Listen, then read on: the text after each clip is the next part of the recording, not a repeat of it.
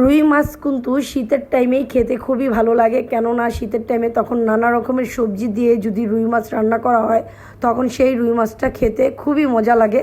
তো যাই হোক, সবাই কেমন আছেন? আশা করছি সবাই খুব ভালো আছেন। তো আজকে আমি রুই মাছ ভুনা করব, যার কারণে আমি এখন দিয়ে দিচ্ছি 1 চামচের মতন হলুদের গুঁড়া, মরিচের গুঁড়া, পরিমাণ মতন লবণ। তো এগুলোকে ভালো মতন হাতে মাছটাকে খুব সুন্দর মতন মেখে নেব। তো মাখার কাজটা আমার খুব সুন্দর মতন হয়ে গিয়েছে। ফ্রাই প্যানে এখন আমি দিয়ে দিচ্ছি পরিমাণ মতন সয়াবিন তেল, আর তেলটা খুব সুন্দর মতন গরম হয়ে গিয়েছে। এখন আমি রুই মাছটা দিয়ে দিচ্ছি, আর রুই মাছটা দিয়ে এটাকে আমি একটু সময় নিয়ে কড়া করে ভেজে নেব। আর রুই মাছ কিন্তু ভুনার আগে যদি একটু কড়া করে যদি ভেজে নেন তাহলে সেই রুই মাছ ভুনাটা খেতে কিন্তু খুবই ভালো লাগে।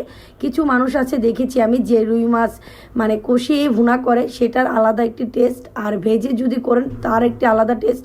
আমার কাছে বিশেষ করে রুই মাছটা কড়া করে ভেজে যদি ভুনা করা হয় সেই ক্ষেত্রে আমার কাছে খুব ভালো লাগে।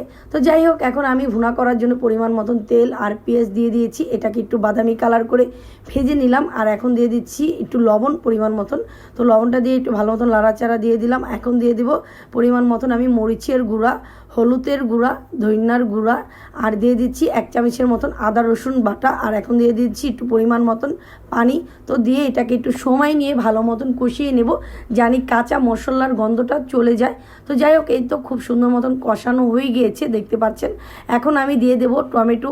তো টমেটোটা দিয়ে এখন এটাকে একটু ভালো মতন একটু লাড়াচাড়া দিয়ে আমি এখানে দিয়ে দেব পরিমাণ মতন পানি।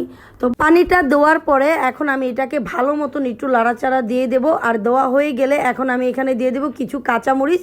তো কাঁচামরিচ দেওয়া শেষ, এখন আমি দিয়ে দিচ্ছি সেই ভেজে রাখা মাছটা। তো মাছটাকে আমি দিয়ে এটাকে এখন আবার কিছুক্ষণের জন্য ঢেকে আবার ভালো মতন রান্না করে নেব। আর এই তো খুব সুন্দর মতন বলক চলে এসেছে। এখন আমি নামানোর আগ দিয়ে কিছু ধনিয়া কুচি দিয়ে দিচ্ছি। তো ধনিয়া কুচি দেওয়া হয়ে গেলে এখন এটাকে আবার কিছুক্ষণের জন্য আমি ঢেকে রান্না করে নেব। তো এই তো মাশাআল্লাহ, আমার রুই মাছের ভুনার তরকারিটা খুব সুন্দর মতন কমপ্লিট হয়ে গিয়েছে, দেখতে পাচ্ছেন। খুবই সুন্দর লোভনীয় লাগছে তরকারিটা।